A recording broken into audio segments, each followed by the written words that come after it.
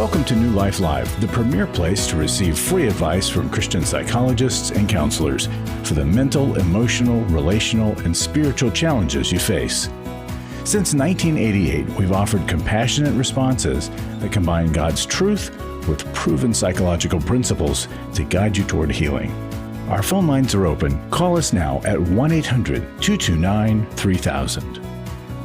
Hello and welcome once again to New Life Live. I'm your host, Brian Perez, here with clinical psychologist Dr. Alice Benton and licensed marriage and family therapist Marc Cameron. Thank you so much for listening and for watching as well. How you doing, guys? Doing welcome. Great. Thank you. Yeah. Good to have you here. Mm-hmm. Yeah, great to have you here for another hour. We're going to begin this portion of the program by asking Alice what has been going on in your mind. What do you want to talk about? Well, it starts with a cold plunge. My two youngest and I tried a cold plunge this past weekend where we filled up the bathtub with cold water and a lot of ice, and we got in. And it's part of a surf training that we're doing because I'm going to learn to be a surfer this coming summer so I can bond with my 12-year-old. Yes. And after that cold plunge, cozy warm clothes and a heated blanket never felt so good. And it was because of entering into intentional discomfort that the later pleasure of those warm clothes was enhanced. And that's true when we intentionally enter into a couple of different forms of discomfort. But most of us rarely do because we live in a society of instant gratification and indulging pleasures at many turns, if not at all turns. But if we want true, long-lasting pleasure, a great source of it is attaining goals through pursuing these avenues of discomfort, because discomfort in a healthy way is what leads to change, character growth, and true happiness. So there are a couple of different forms of discomfort or intentional scarcity that I want us to think about intentionally choosing in order to enhance mood, enhance relationships, and enhance longer lasting pleasure.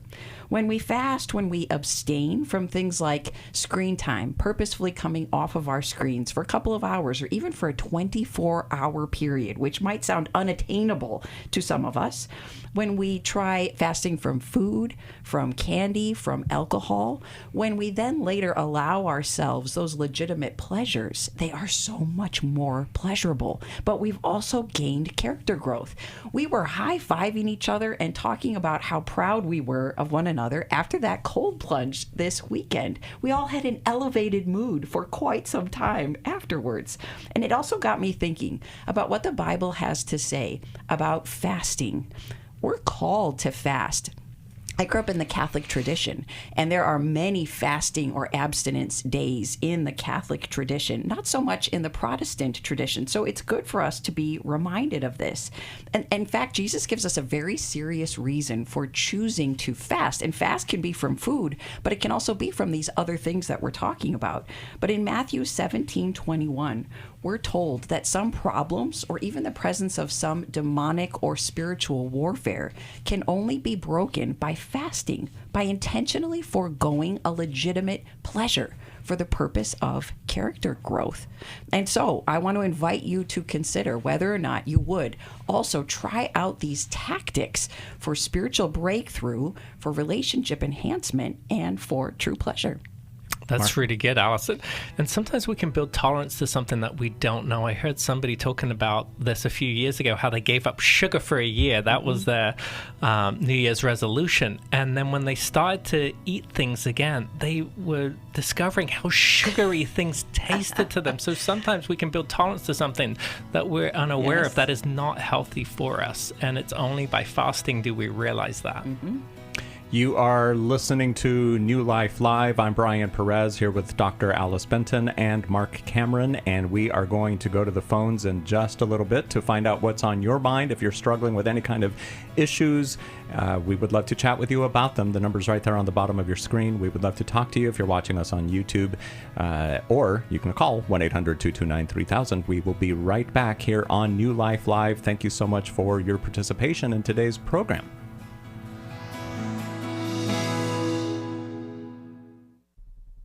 I've been struggling with porn addiction for the last 20 years. Are you struggling with porn? New Life's Every Man's Battle Intensive can help. Every Man's Battle explains to you why you are like you are, and they give you the tools and they show you how to work your way through the problems and where to get help and how to get help and who to get help through. For over 20 years, New Life Ministries has been helping men regain their integrity and purity through their one-of-a-kind Every Man's Battle Intensive. This was the first time in my life that I ever felt comfortable sharing the real me with other men. Get help on January 20th in Atlanta. Call 1-800-NEW-LIFE to register or to find out more. 1-800-639-5433 or online at newlife.com. Use the discount code NLL to save $50 on your registration. Every Man's Battle was a life-changing experience for me. You don't have to struggle any longer. 1-800-NEW-LIFE and the discount code NLL.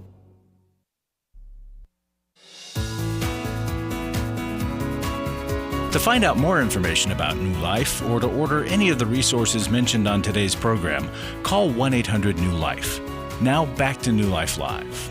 We are back on New Life Live. My name is Brian Perez, here in the studio with Dr. Alice Benton and Marc Cameron, and we're going to go right to the phones right after I let you guys know about a tip sheet that we are offering when you call us at 1-800-NEW-LIFE.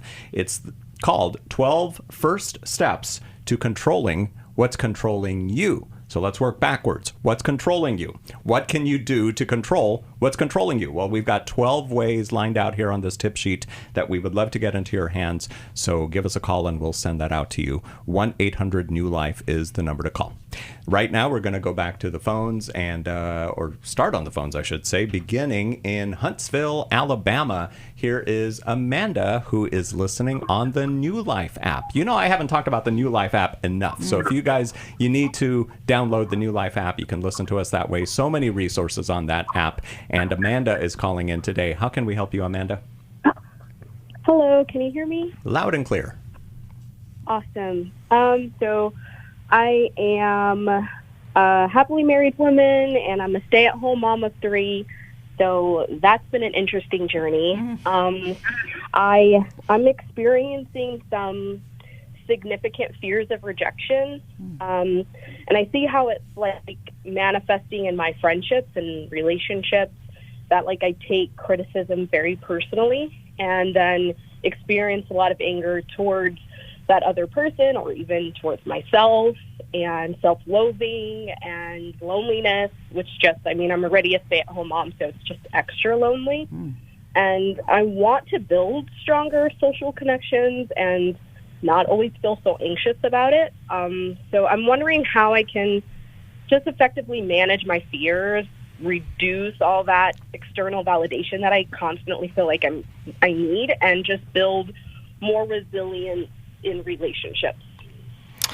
Amanda, I'm going to ask you a question I often ask people in therapy when they share something with me. I ask them this: where does that come from in your history? So where does that come from in your history, this fear of rejection, taking criticism personally, and then this pulling back? Where did you first experience that and learn that from?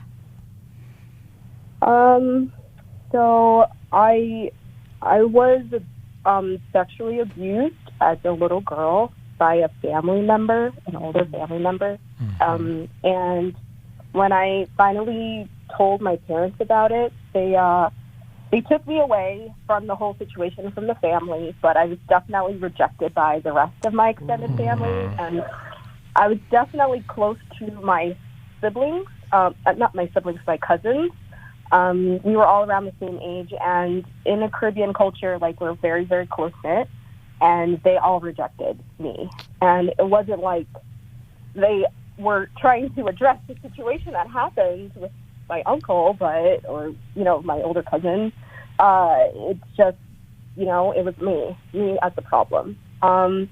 So I just kind of, I'm very sensitive to that in any relationship, and I kind of always feel like I'm the person that's doing the wrong thing, and then I'm never good enough to be in a relationship with someone or have a friendship. Wow, thanks for sharing that with us, Amanda. How painful to go through something like that so young, so violating and then for you to feel like you were the bad person. And that's the root of your shame there.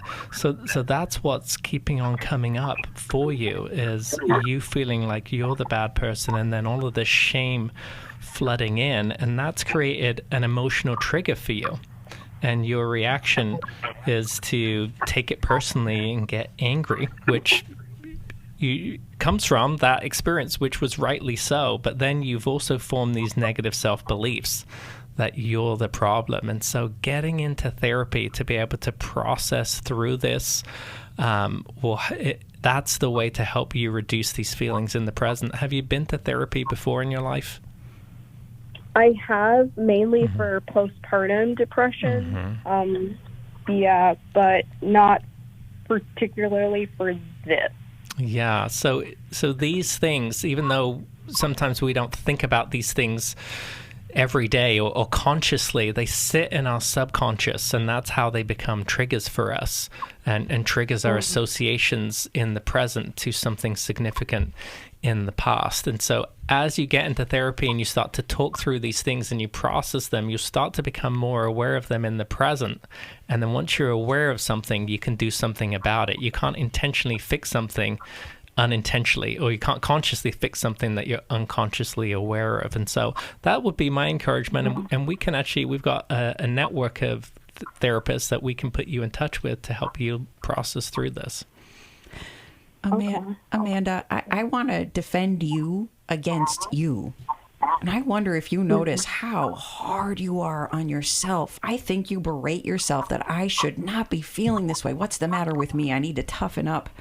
But you are walking around with this soul wound. It's gaping.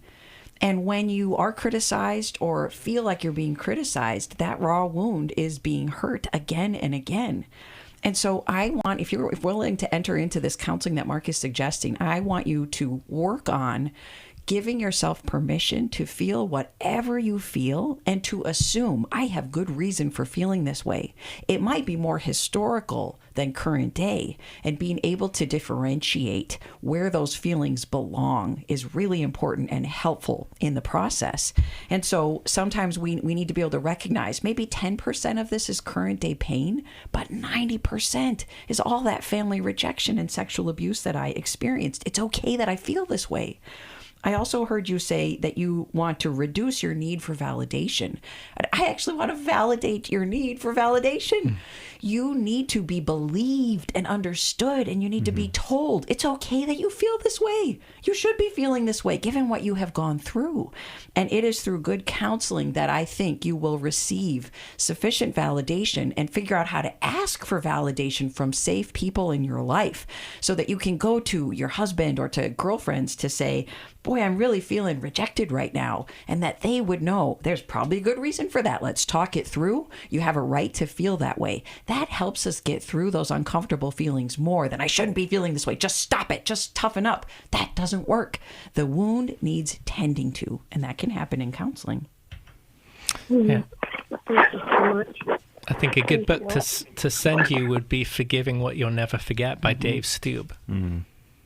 Yeah, that title alone says everything that you'll find in that book, Forgiving What You'll Never Forget, because there's so many traumas and things that people have gone through, and how do you get past them? That would be a good book to start. And when what sounds to me like depression, Amanda, when it is that strong that you can say self-loathing, you may need to add medication on through a psychiatrist or your PCP, or have medication adjusted, because if there's a chemical imbalance that you're also fighting against, medication or supplements can really help to start to level that out in addition to good counseling.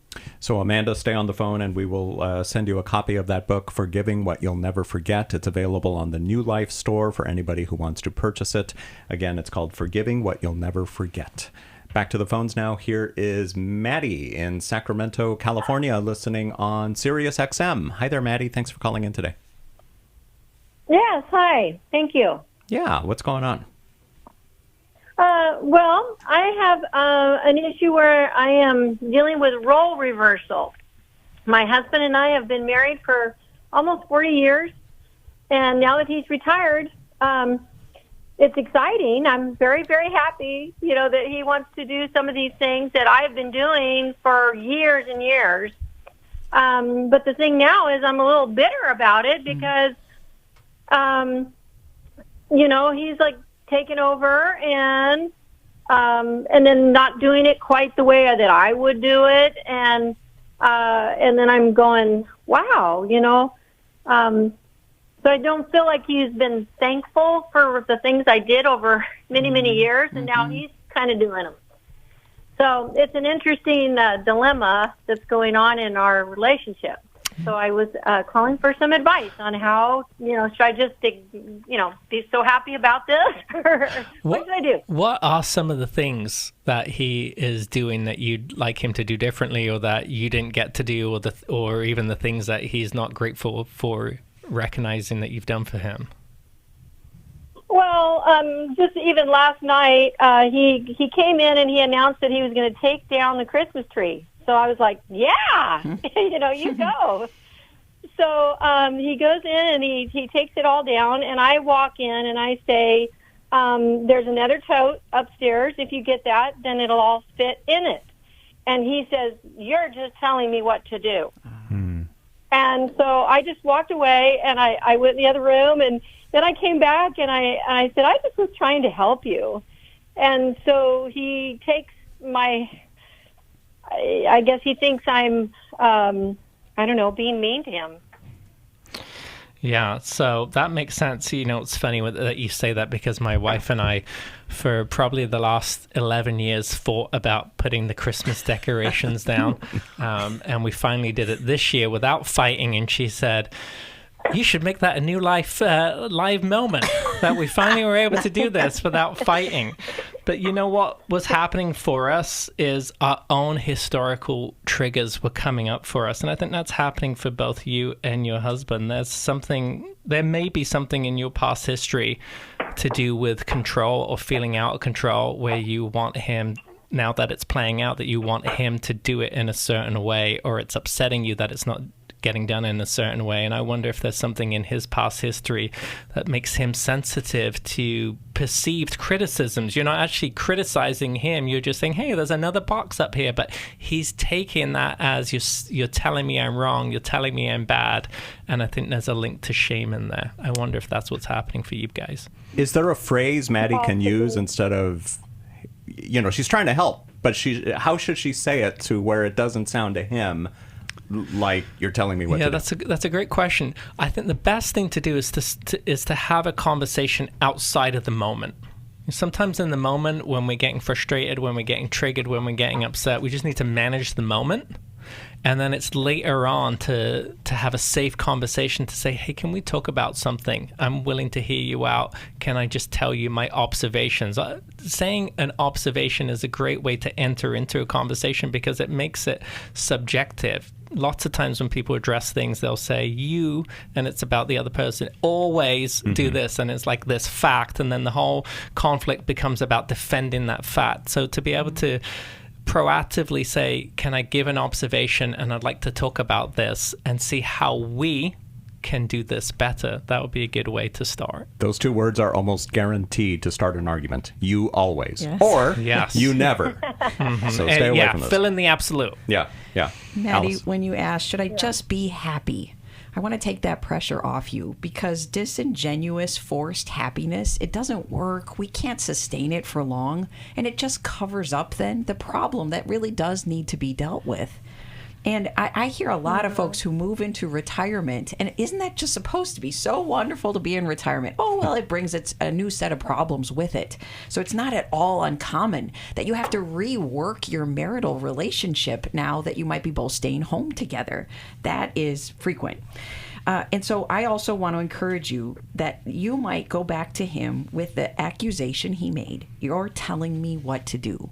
And even though we don't believe that's accurate, it's his experience. And so if you could be humbly willing to say, would you tell me what that's like? What do I do? What do I say when you feel like I'm trying to control you and I'm trying to tell you what to do? Now, that kind of question only works if you're willing to be a prolonged listener, gathering information without justifying or defending yourself. Because what he has to say, it might be inaccurate, but you're trying to get to his heart. He feels this way for some reason, and that's what you're looking for. And rather than pretending to be happy at a different time in a separate conversation, I hope that you'll confess, I'm struggling with some bitterness on my part, and I want to confess that to you, and I think we might need to talk it out and work it through, because I want to feel joy towards you, not bitterness. But take it as a confession rather than an accusation, and that tends to lower the defenses. Any resource recommendations? I'm looking at maybe Sacred Marriage. Do you think that might be a good one?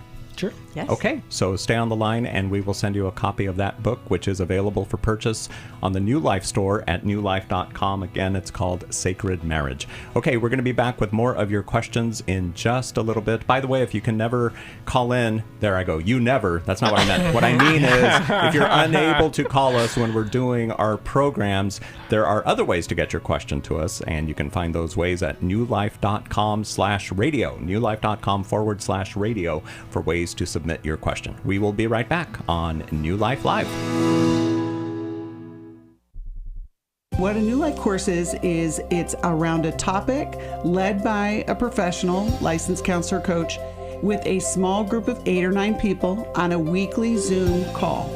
You're going to go through the information, but also connect as a group. Those group processes make all the difference in the world. And so we have created New Life courses so that you can experience that on a weekly basis. One of them is going to be grief recovery care. We also have one for Lose It for Life. Every week you're meeting on Zoom with that therapist. You're going over the concepts as well as connecting as a group. It is so powerful and it's accessible. Wherever you are, you're going to be able to join us. We're going to start those the week of January 13th, so you can sign up right away with 8 or 9 slots open. They're going to go quick, and so you want to call today and get registered. Call 1-800-NEW-LIFE. That's 1-800-639-5433 or online at newlife.com. I was sort of vaguely familiar that the 12 steps had some origination in the Bible. I found life recovery. And one of the things I liked so much was that it had such a broad appeal. It wasn't limited to just alcohol or drugs, that it was addressing a wide range of problems. At New Life, we believe everyone can benefit from a life recovery experience. There are life recovery groups all over the country. They take place online, in conference calls, and in person. And if there isn't one in your area, we can help you start one.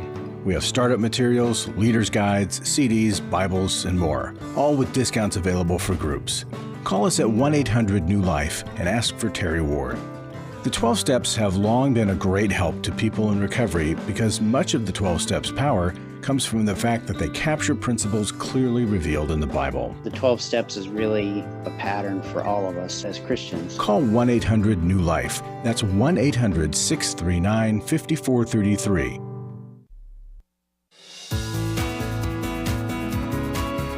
We'd love to hear from you. If you have a question or a comment, call toll-free 1-800-229-3000. Now back to New Life Live.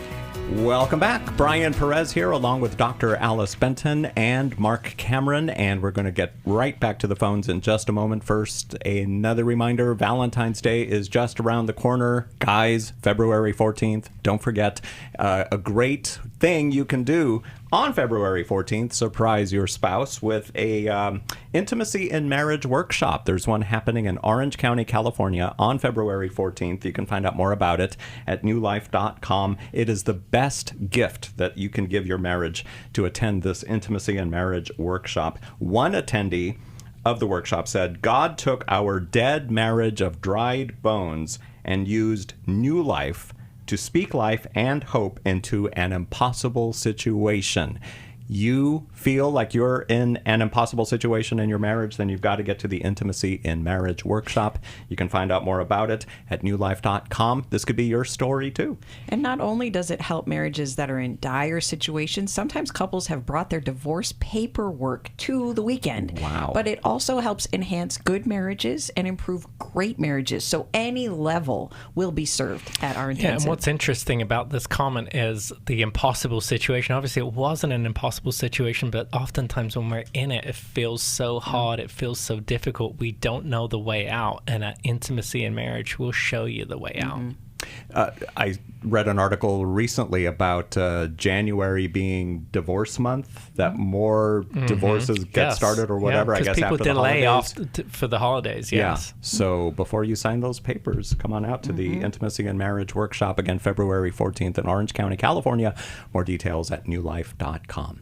Okay, let's talk to Larry in Jackson, Michigan, who's listening to us on Sirius XM. Hello, Larry. Thanks for calling in today. Hey, how you doing? Doing well, thanks. You're on with Dr. Alice Benton and Marc Cameron. All right. Hey, how you guys doing? Also doing We're well. good. How can we help you, Larry? All right. Well, been trying to get a therapist for a lot of years, and it never seemed to work out. And the last 3 therapists I've had to drive a long way to get different ones or whatever, and they just pretty much tell me after a couple sessions that there's nothing they can do for me. Oh. I can't. So. What are you seeing them for, Larry, that they can't help you with? When I was a kid, I was abused by beat up an awful lot by my stepfather, me and my brother. It kind of, I went through a lot of childhood bad stuff, Mm-hmm. Larry, we want to applaud you that you have continued to try to get help, and I'm sure it adds to your pain to be rejected in a way by these therapists who say they can't help you. I'm so proud of you that you have continued to try and then to courageously call us about it today. What do you think keeps you pursuing getting help despite these closed doors? I pretty much given up. I didn't know what else to do. I mean, I told my wife, I said, I'm just done. I said, I've had I'm 66 years old. I've had a lot of health problems, a lot of things going on with my health. And all through my childhood, I had a lot of bad health. Well, a lot of it's my stepfather, but I had spina bifida when I was young and had a hard time walking, and I could walk, blah, blah, blah. And I had so many concussions, I started having seizures. And then I had a lot of other physical problems and, broken bones and all burns and all that stuff. Oh.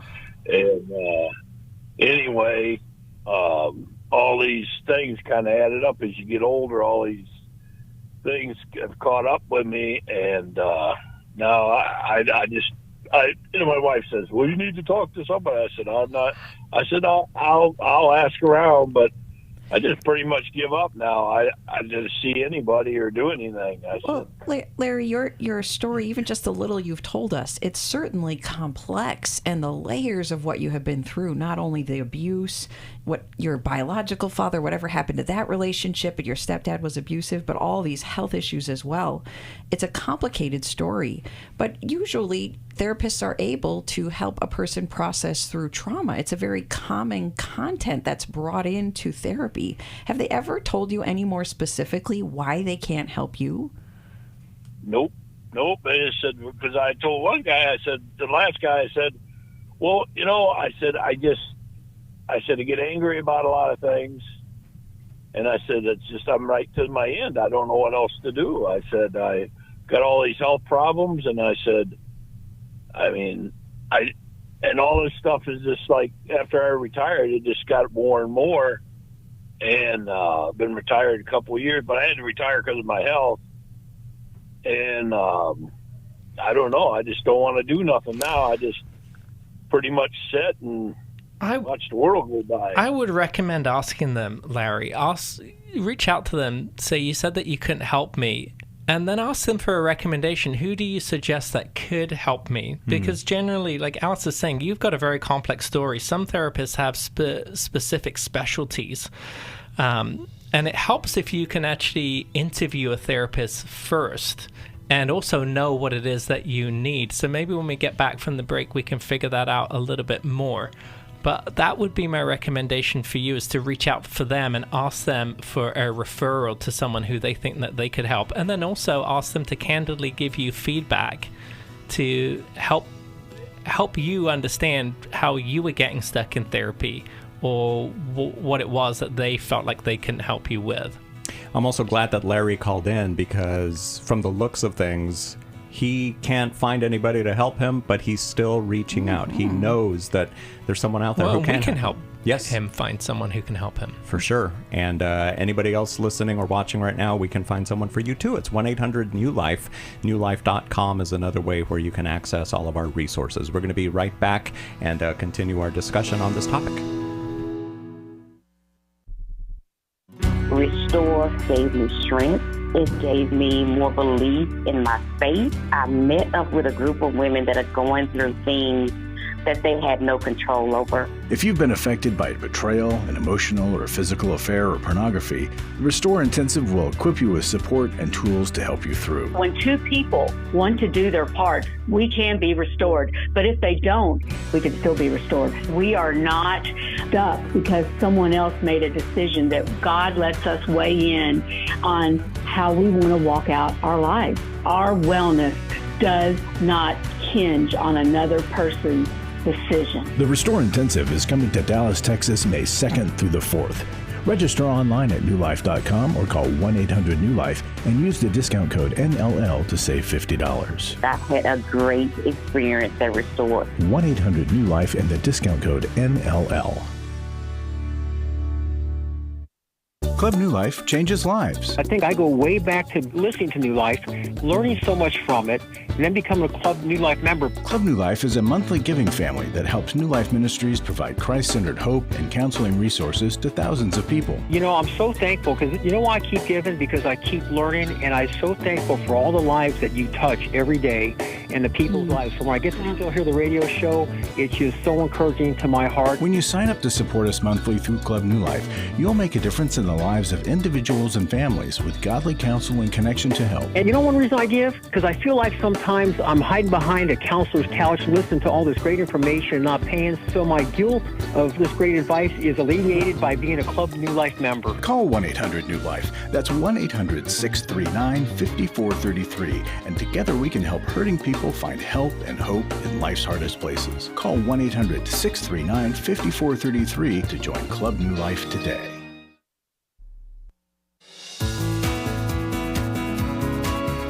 We're glad you joined us for New Life Live. To be a part of the program, call 1-800-229-3000. Now back to New Life Live. I'm Brian Perez. Thank you so much for listening to New Life Live and for watching as well. You know, everything that we do here at New Life is because of your generosity. Thank you so much for supporting us with your prayers as well. But your giving allows people to connect to the help that they need, like we're helping Larry right now. Thank you for what you do on behalf of so many hurting people. You can give too at newlife.com or call 1-800-NEW-LIFE, or you can also text NLM, as in New Life Ministries. Text NLM to 28950, and then you'll get, you know, a link to where you can donate as well. Alice. Larry, I also want you to wonder if you've ever engaged in these therapy interfering behaviors. And if you did, it was so likely unintentional on your part. But we're mulling over, why would 3 therapists say, I can't help you? And sometimes what we do when we go to seek help and we really want help, we reject it, or we sabotage the very help that we're trying to get. And it's usually because we're so afraid, we're so hurt, and tapping into the hurt and fear is just too overwhelming. So I might say, help me with my wound, but don't touch it, and I'm not going to take medicine, and I will not take that shot, but help me, please. Well, but the shot is what you need to get the help. So I'm interfering with the very help I need. So what we might do is ask for help, but then reject it or complain about it. We might say, yeah, but I can't do that because, or I've tried that so many times and it didn't work.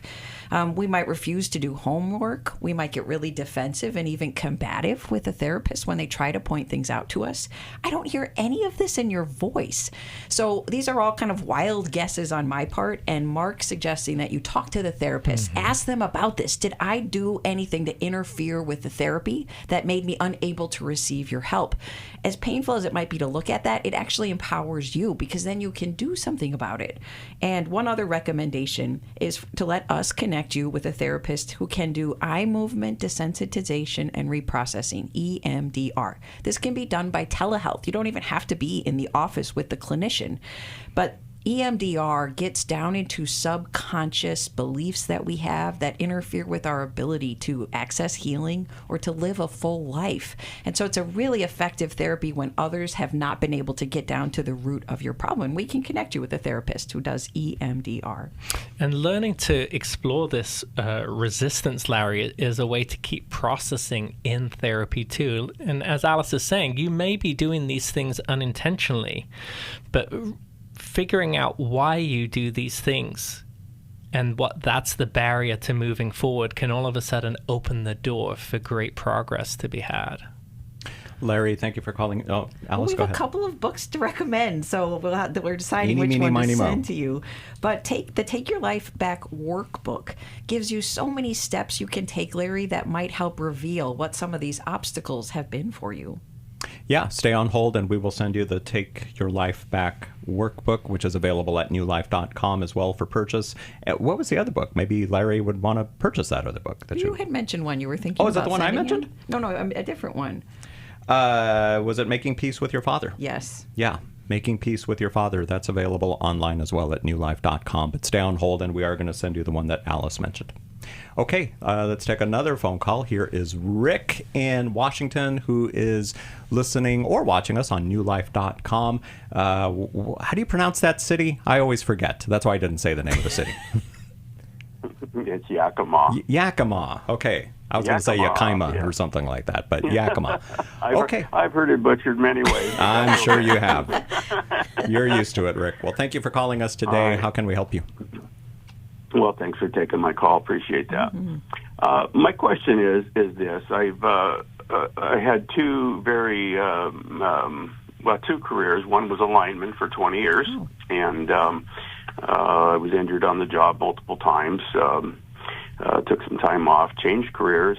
Don't know why, but I went into mechanics, and which was also a very rigorous job. Did that for about 14 years. And anyway, long story short, I had several job-related injuries, followed up with a total of 6 surgeries over a period of roughly 7 or 8 years. So my question is, I'm in chronic pain 24/7. It just never goes away. If I'm awake, I'm in pain to some degree, depending on what I've done the day before or such. So I was started with the surgeries early on with, I guess would be a lighter dose of oxycodone pain medication, which over the years they just kept bumping it up. Honestly, back in the day then, the doctors handed it out like Skittles, it seems like. I never really asked for it. It was given to me. I took it as prescribed. Anyway, that being said, I ended up on a high dose of 75 milligrams of oxycodone, and I was on that for 11 years. My doctor retired, sent me to a pain clinic, and the pain clinic immediately looked at me like I was a drug seeker. And was I addicted? Absolutely, I was. The doctors called it something else, but whatever I was addiction. So I weaned myself. I got one more prescription. They had mercy on me. Gave me one more prescription, and I made that 1-month prescription last 90 days. I weaned myself off. It was basically hell on earth emotionally and physically. And Rick, are you still sober now from opiates? Well, yes and no. I'm on a very low dose. I'm on 2.5 milligrams twice a day, which is like baby aspirin. And let me tell you that story. So I guess my main question is, so I was completely sober for 5 years, did not take anything except over-the-counter and medical marijuana. That's my question. I've used the marijuana now for the 5+ years that I've been off of the oxy, and there's always a little bit of a guilt in the back of my mind. I don't use it during the day. I don't use it to get stoned, quote unquote. I manage through the day, keeping my hands busy. I'm very active both in my church and in my family. And Rick, I'm going to interrupt. It certainly makes sense that as the doctors put you on this medication, all these injuries you've had, constant pain, that all you've wanted is pain relief. So you amazingly got yourself off opiates, which is so difficult to do out of a detox facility. But now the concern is the medical marijuana. What's your question about medical marijuana? Well, I guess my question is, so I am involved in the ministry. I'm a retired minister. I let my license go because I no longer preached and teached and, did marriage. But I'm on the board at our church. I'm very involved in the community outreach. My wife and I are missionaries to East Africa. So with all the ministry things we're involved in, there's always this little thing in the back of my mind. Is this pleasing to the Lord? Is this right? Is this okay for the Christian to do?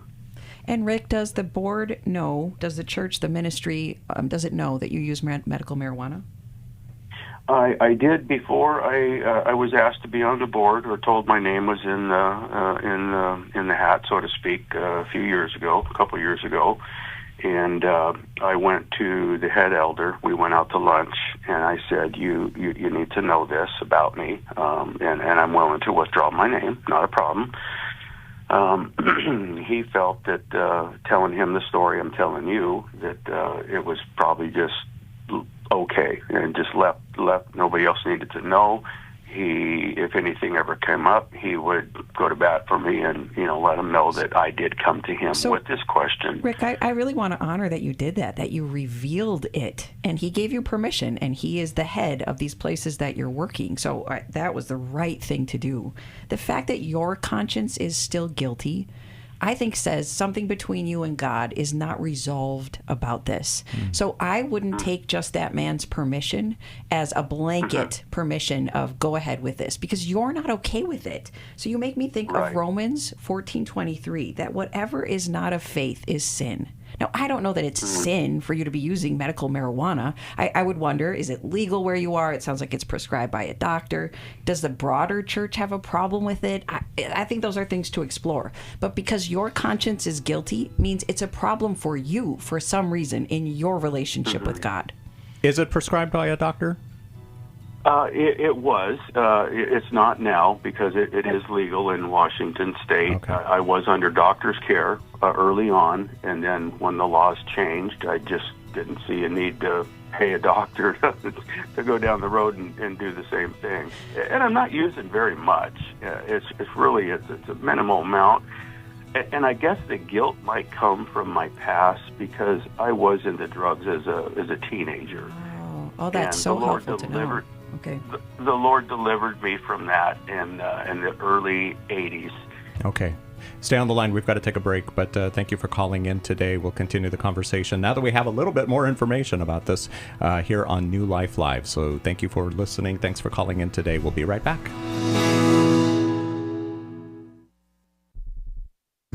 We all face days where life throws us a curveball and our routines or plans get disrupted. Things we wanted to do are forced to take a backseat to the unexpected demands of the day. If you normally listen to New Life Live on a radio station, well, you might not be able to that day.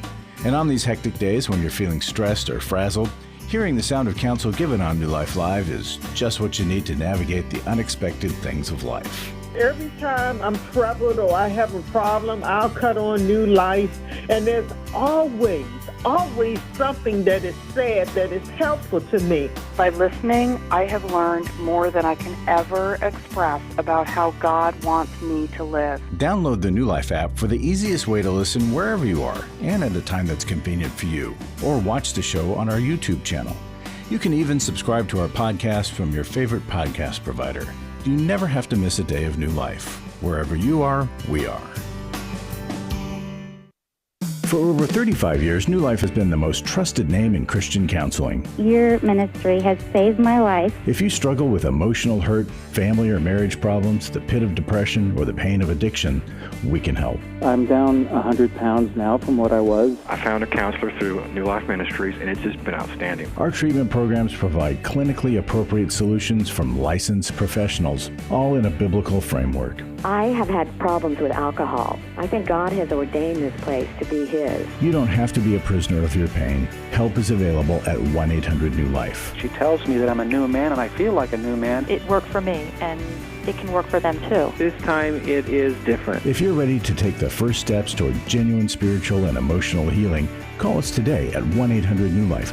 God can open the door for a better tomorrow. To get someone that's competent, that's good at what they do, it's been like day and night compared to what I've had before. Call 1-800-639-5433.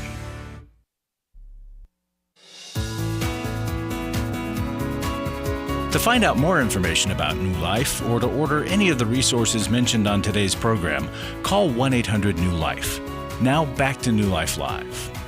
We are back. My name is Brian Perez. Dr. Alice Benton and Marc Cameron are answering your questions. And right before the break, we were speaking with Rick in Washington, and he disclosed that he did have a problem with drugs early on, and now he's using medical marijuana. Let me bring him back on. Rick, you still there with us? Yes, sir. Yeah, thanks for calling in, by the way.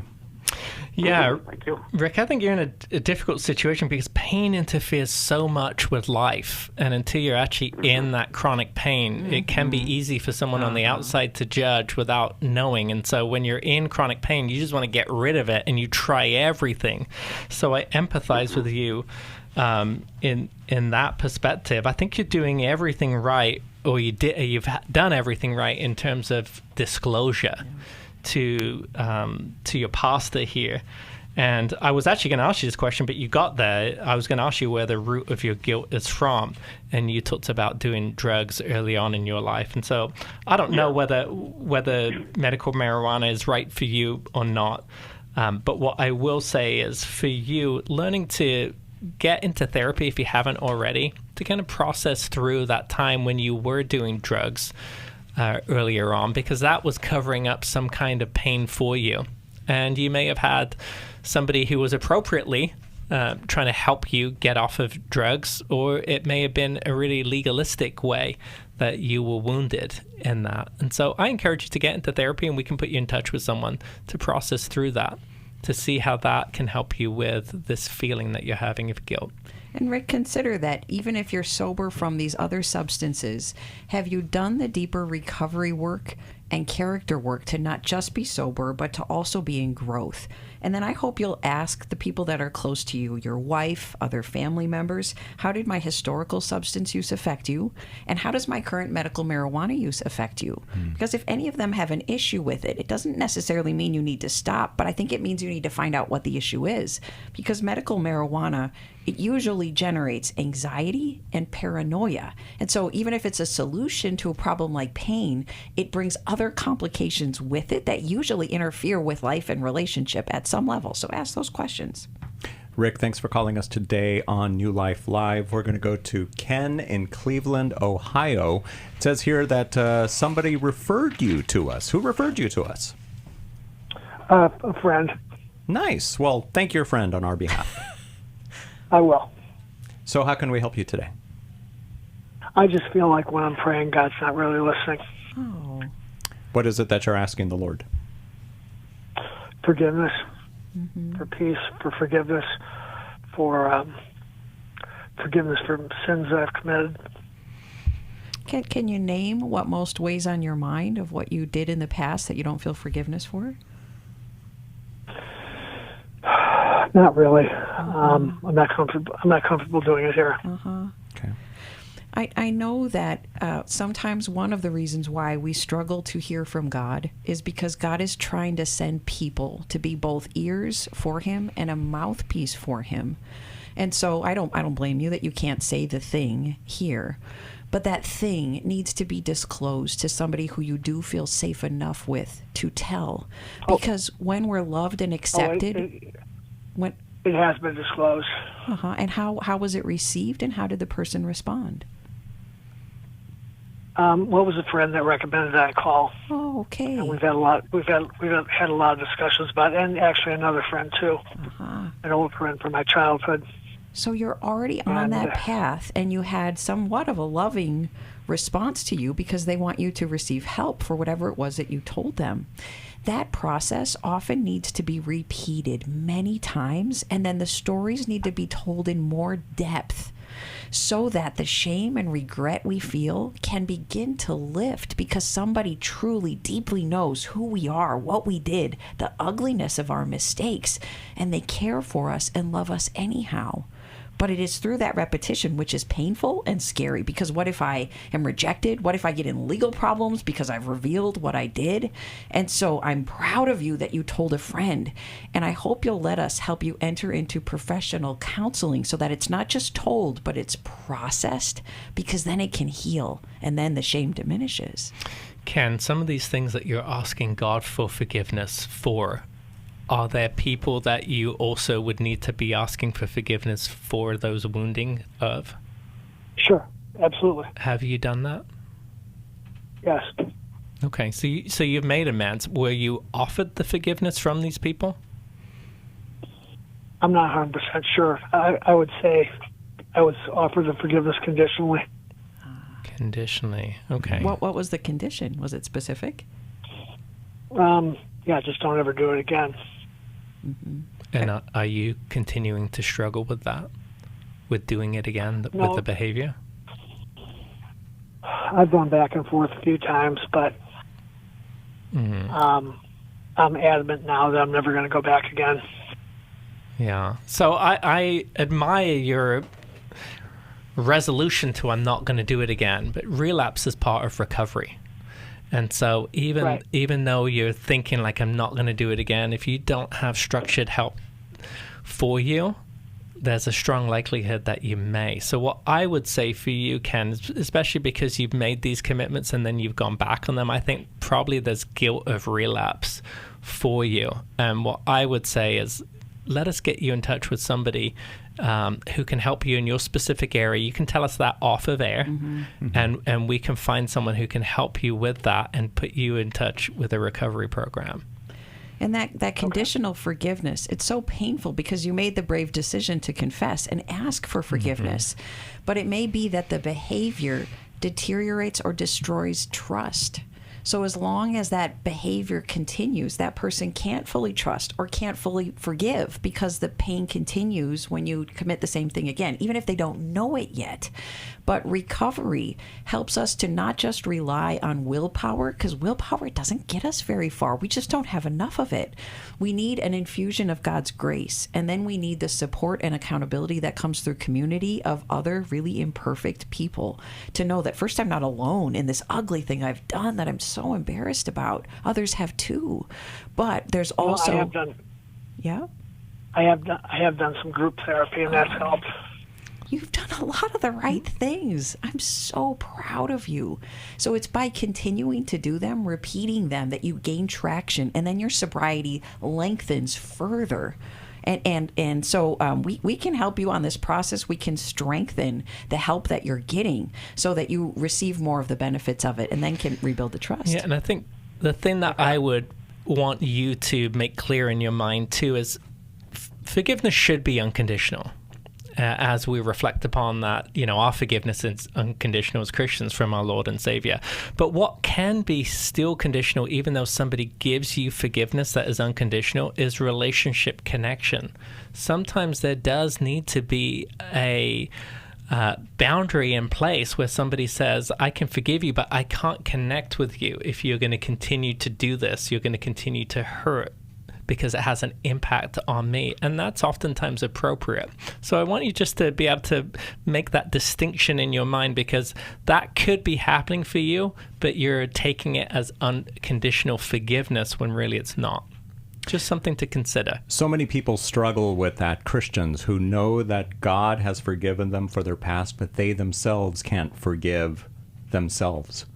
And that's just tough. I mean, I remember talking to a gal years ago in high school, and that was her thing. She was always coming down on herself for things that she did. And I kept telling her, God's forgiven you, but I can't forgive myself, she said. And usually that's connected to a past history somewhere. So learning to figure that out and process it is the way to get healing. Ken, thanks for calling in today on the program New Life Live. We're out of time. Alice? Well, we're going to send you Worthy of Her Trust. No matter what it is, the thing that you committed, that helps you rebuild relationship, that book. That's good. Okay, so we'll send that out to you, Ken. Thank you for listening. Thanks for calling in today. We will be back next time on New Life Live. God bless you.